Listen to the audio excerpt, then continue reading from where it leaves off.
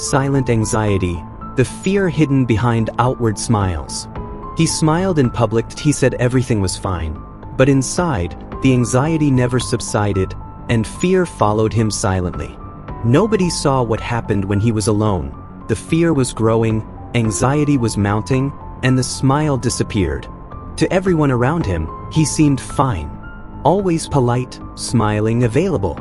He would answer, "Everything's all right," naturally, as if it were true. At work, he was praised. Among friends, he was reliable. No one suspected anything. But behind this calm appearance, anxiety was always present, silent, and constant. The fear didn't show on his face, but lived in his chest, slowly tightening. He learned to hide what he felt so as not to worry anyone, so as not to be seen as weak. His smile became protection. His routine became a disguise. And the more he pretended to be okay, the more the anxiety grew, fueled by the fear that someone would realize that, inside, he was already too tired. When the door closed and silence took over, everything changed. The smile disappeared along with the surrounding voices. Alone, anxiety took over, as if it had been waiting for that moment. Thoughts came in excess, one after the other, without pause. Fear grew in the darkness. Fear of the future, fear of failing, fear of not being able to pretend anymore.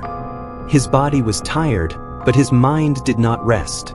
He lay down trying to breathe deeply, but his chest remained tight. It was in the silence that the anxiety screamed loudest, and he realized how exhausted he was from carrying everything alone, never allowing anyone to see what was really happening inside him. Over time, pretending to be okay began to weigh heavily on him. Maintaining the appearance of control required more strength than he possessed. The anxiety was relentless, and the fear of being discovered kept him constantly on alert. He smiled automatically, even when his chest was tight. He said everything was fine, even when it wasn't. The fear of worrying others outweighed his own pain. He believed that showing weakness would disappoint everyone around him. But inside, the anxiety accumulated, silent and constant. Each day demanded a greater effort to maintain a version of himself that no longer reflected the truth. And the emotional exhaustion began to take its toll. His anxiety wasn't visible. There were no outward crises, no cries for help. Yet it was real and constant. Fear lived hidden in small gestures, in his short breaths, his racing thoughts, his ever-on-alert heart. On the outside, no one saw anything. Inside, everything seemed too heavy. He wondered if anyone would believe him if he spoke, since they always saw him as someone strong. The silent anxiety made him doubt even his own feelings. The fear of not being taken seriously kept him quiet. And so, day after day, he learned to live with a battle that no one saw, but that slowly consumed his strength. As the days passed, fear ceased to be the exception and became routine. Anxiety no longer appeared only in difficult moments, but in any simple situation. An invitation, a conversation, even silence brought tension. He woke up tired even after sleeping because his mind never switched off. The fear of making mistakes, of disappointing, of losing control accompanied him all the time. He began to wonder if this was who he had become. Anxiety shaped his thoughts, his decisions, and even his dreams. Living seemed like a constant attempt to survive his own fear, without knowing how long he could still pretend that everything was under control. Amidst the constant anxiety, something began to change. For the first time, he realized he wasn't weak for feeling fear.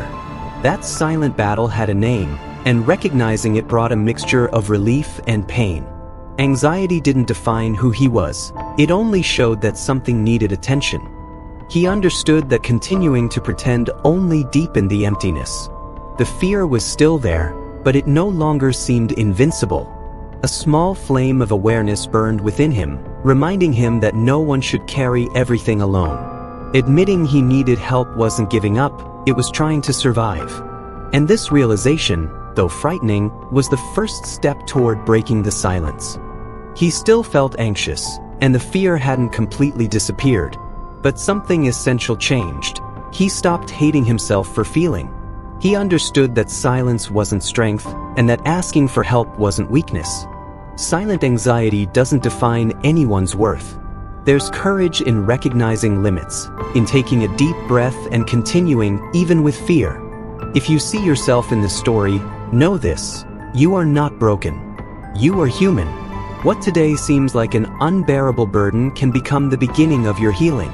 Talking, seeking support, and allowing yourself to feel are acts of survival. Anxiety may scream, but your will to live can still speak louder. And it deserves to be heard.